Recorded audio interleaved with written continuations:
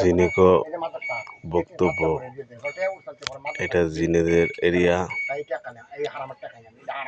এটাকে বলা হয় টেকপাড়া। এই জিনেদের বক্তব্য আর জিনেদের আড্ডাখানার স্থান দেখেন।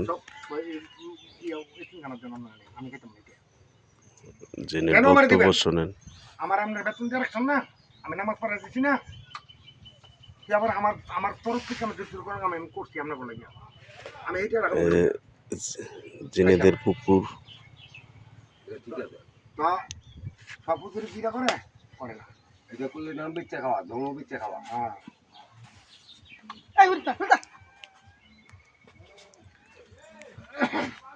বাড়ি লয়ে গইছে আসান হইছে, তোর ভাত হইছে একটা তুমি মানে না কয়েকটা, তুই কি আরম্ভ করছ?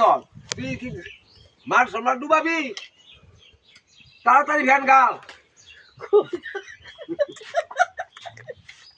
হারাম একটা না করতে খাইছো বলে আরেকবার হারামাই না, তুমি লোকের গলা তোমার সব শেষ হয়ে গেছে।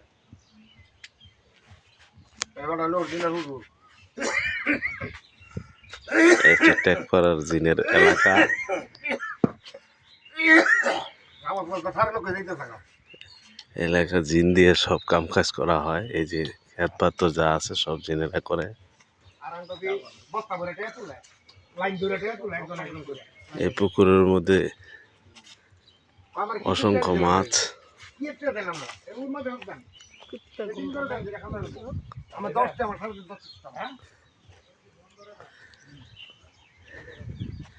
এই পুকুরের মধ্যে অনেক কিছু আছে, আছে ড্যাগ, শিকল, নাও।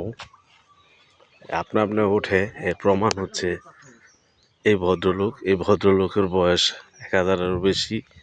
এই ভদ্রলোকে এগুলো সব দেখে।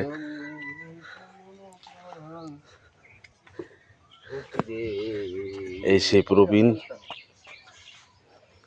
আমি যদি 200 মাইনাস 100 300 বাপ্পি থেকে এই সেই কাদের পাগলা, যার উপকারে অনেক মানুষ উপকৃত হয়। উনি যেমন তেমন রুগীকে জানলে সেটা যায়। এই পাড়ায় কোনো ডাক্তার নাই, উনি বড় ডাক্তার।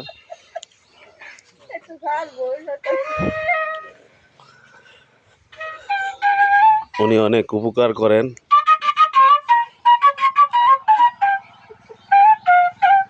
ওনার বয়স 600 বছরেরও বেশি।